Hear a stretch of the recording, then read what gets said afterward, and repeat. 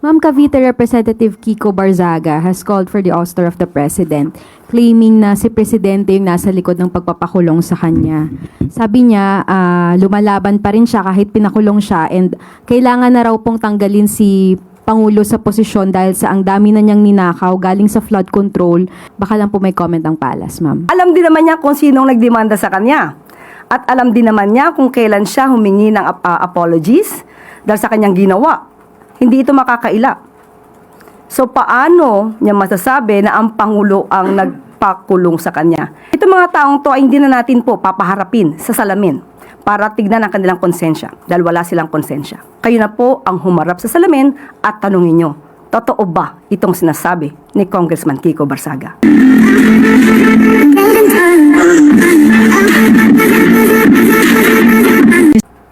At maaari na po akong tumanggap ng inyong mga katanungan. Unang tanong mula kay Tristan Odalo, Newswatch Plus.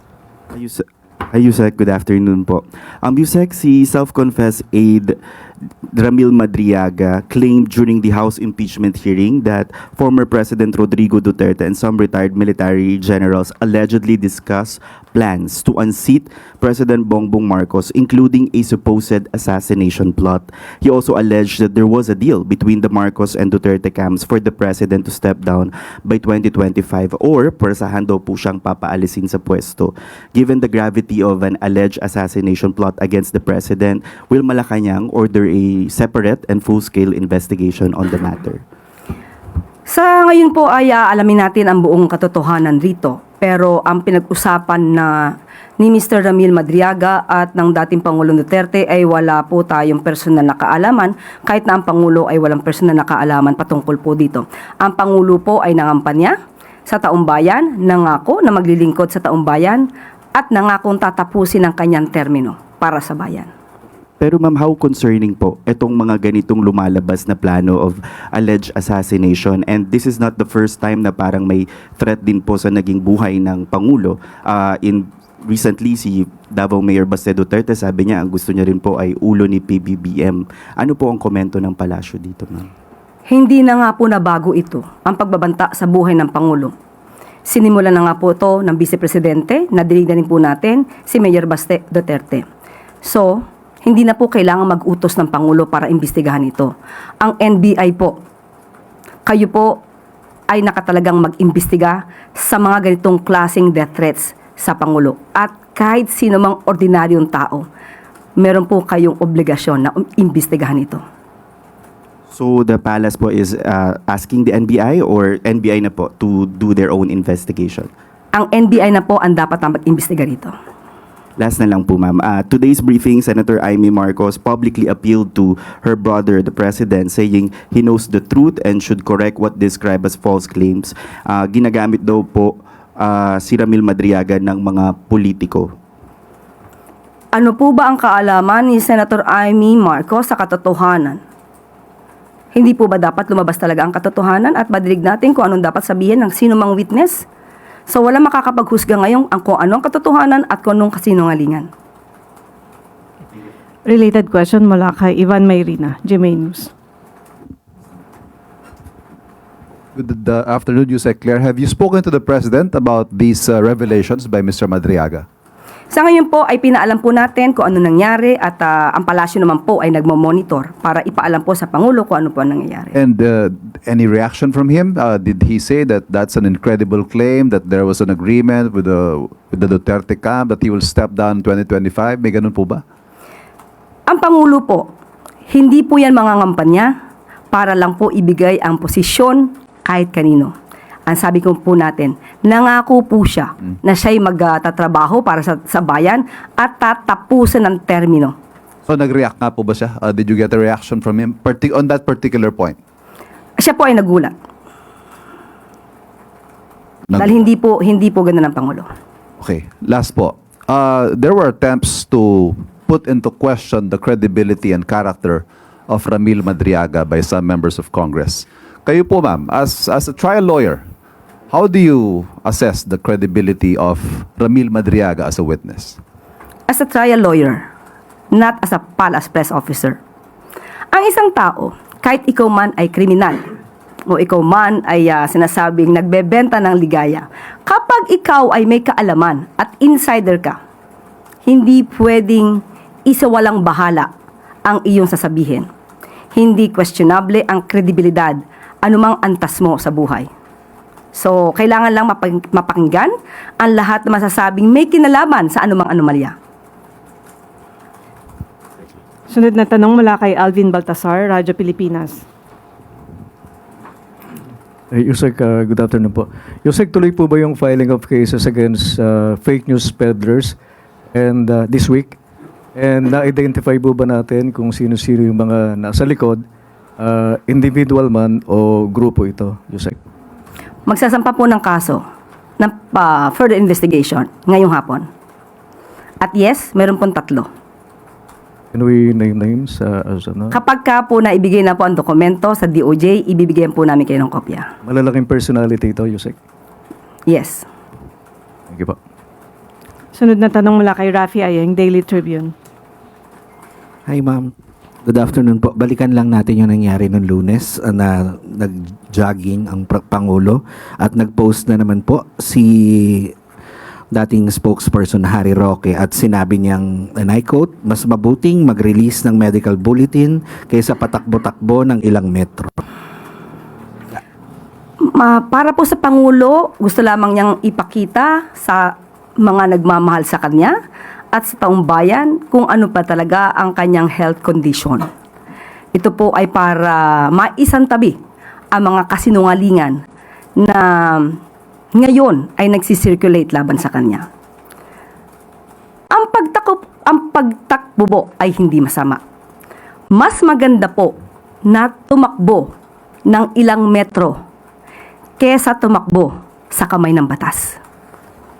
At tandaan po natin, kahit naman po noong nakaraang Pangulo, ilang linggo siya nawawala. Pero anong sinabi ng kanyang mga alipores at alagad? Ito po, nandiyan po si dating presidential spokesperson Ernesto Abella. Ang sabi, as far as I can see, there's really no need to do that. Release Duterte's health records. Kahit na po itong si Harry Roque, ang sinabi po niya, I don't think the people should worry about lack of transparency because the president himself will say what his condition is. So, nakita na po natin kung anong kondisyon ng Pangulo. Kayo po mismo ang saksi. So, ganito mga paninira nang galing lamang sa kampo ng nais na pabaksakin ng Pangulo. Sila po ay mga mapanira lamang at walang magawa sa buhay. Ma'am, on another topic naman po, yung pinaka-latest is sa patuloy na hindi pagharap ni VP Sara sa impeachment proceedings. Ano po ang nakikita niyong ang masasabi ng palasyo tungkol dito? Choice niya po yan. Kung ayaw niya pong ipakita sa taong bayan ng katotohanan at yung issue about accountability and transparency, yan po ay hindi niya pinakikita sa taong bayan ngayon. Choice niya po yan. Thank you. Sunod na tanong mula kay Maricel Halili, TV5. Good afternoon, Yusek. Yusek, may we have Palace's reaction about the filing of petition of the United People's Initiative? Based on their position, they are actually asking the Supreme Court to order the President to undergo a hair follicle drug test para daw matapos na yung mga issues about this. Yun po muna. What's your comment? Sino po bang gumawa ng issue unang-una? Hindi po ba sila? Silang gumagawa ng issue na walang basihan. So, meron na po rin dati naging ruling ng Supreme Court patungkol po dyan sa nakaraang Pangulo. At ating ipapakitang muli, no? Isa itong article na sinulat, babangkitin ko ng pangalan, ni Mr. Ray Panaligan. Okay? So, ang Supreme Court po ay nagbigay na rin po ng desisyon patungkol po dito na hindi po kinakailangan at kailangan sapilitang magbigay ang isang Pangulo ng kanyang medical records, especially, and I quote, apparently, petitioner's allegation that the President is seriously ill is unsubstantiated and is based merely on petitioner's surmises and conjectures regarding his perception of the declining health of the President, referring to President Duterte at the time. So, kung puro chismis lang po ang pagbabasehan ninyo, at guni-guni lamang at wala kayong anumang basihan, sa tingin po natin ang Supreme Court ay hindi naman po babaliktarin ang ganitong klaseng jurisprudence.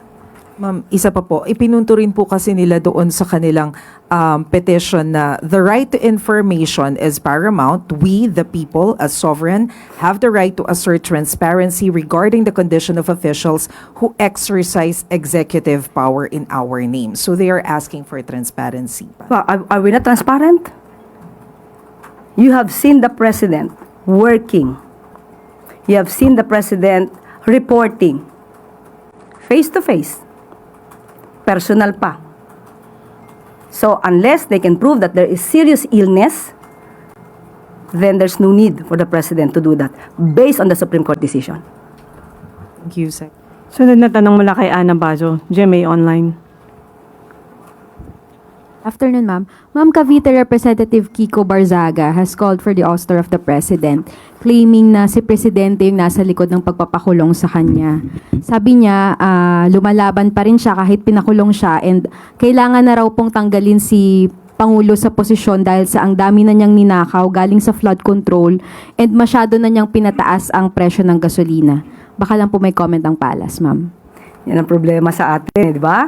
So alam naman natin kung sino ang nagdemanda kay Congressman Kiko Barzaga. Alam din naman niya kung sino ang nagdemanda sa kanya. At alam din naman niya kung kailan siya humingi ng apologies dahil sa kanyang ginawa. Hindi ito makakaila. So paano niya masasabi na ang Pangulo ang nagpakulong sa kanya? Hindi siya sinasampahan ng Pangulo ng anumang kaso kahit anong klaseng paninira ang ginagawa niya.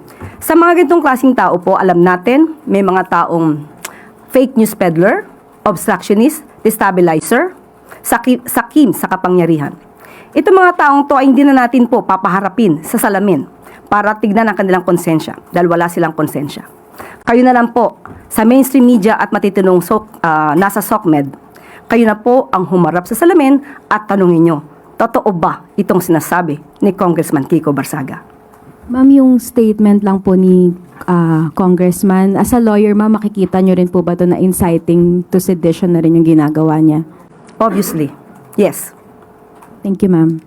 Sunod na tanong mula kay Jervis Manahan, ABS-CBN. Hi ma'am, good afternoon. Earlier today po, si Vice President Sara Duterte issued a statement regarding the impeachment proceedings yesterday and she did not directly address the allegations on corruption. She chose to focus on the law school issues. And at the end of that statement, she said na the government failed to give relief to the public in this price crisis because the public funds are being used for political maneuvering. Ano po ang reaction po ng Palace po dito? Muli, no, ito ang mahirap sa hindi nag-aaral, hindi nagbabasa, hindi inaalam kung ano ba ang katotohanan. The brain that doesn't feed itself, eats itself. Yan ang sabi ni Gore Vidal. Ilang oras po tayong nasa press briefing kahapon matapos ang Uplift Committee meeting. Halos 2 oras tayong nagkaroon ng diskusyon kung ano ang tulong ng gobyerno, ano ang maaari pang ibigay na benefits sa ating mga kababayan. Halos 2 oras. Natapos na nga po ang lunchtime, hindi pa po tayo nakapag-lunch para lang matapos ang ating briefing. Sa oras na yun, wala man lang ba siyang nalaman at nakita at narinig kung ano-ana ang mga programa ng Pangulo. Nakakalungkot para isang public servant, no? Nakakalungkot para sa isang public servant na lumalabas na walang alam. At wag niya pong ipahid ang mga issue ng accountability and transparency dahil may sarili po siyang issue ngayon na dapat niyang kaharapin.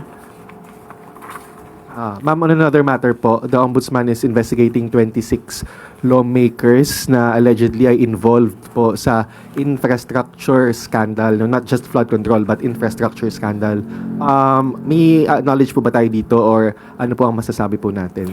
Well, trabaho po mismo ng Ombudsman, ng DOJ, ang pag-iimbestiga po dito. So, maganda po yan na pangitain at senyales na patuloy at porsigido po ang Office of the Ombudsman na tutukan ang korupsyon na naganap kahit ngayong administrasyon na to at noong nakaraang administrasyon. Maganda po yan. So we are seeing more names po being implicated in this scandal po. Depende na po yan sa maiimbestigahan po ng Office of the Ombudsman. Thank you, ma'am. Thank you, ma'am. Isang follow-up lang po doon sa question ni Kuya Alvin kanina, doon sa magpa-file po ng complaint against po doon sa mga nagpakalat ng fake news sa health ng Pangulo. Last Monday po si Senator Amy, nagbanggit po siya ng statement related din sa health ni President Marcos. And later that afternoon, si Pangulo po, siya po yung mismo nag-debunk ng mga claims about his health. Possible din po ba na makasama sa mga irereklamo ang kapatid ng Pangulo? Kung si Pangulo pang tatanungin natin, buong pagmamahal, buong paggalang ang ibinibigay niya sa kanyang kapatid. Hindi po siya kakaibang kapatid. So, yun pa ang ugali ng ating Pangulo. So, ang NBI po, depende na po sa NBI yan kung paano nila itong iimbestigahan. Thank you po. Wala nang katanong mula sa MPC. Balik sa iyo, Yusek Claire.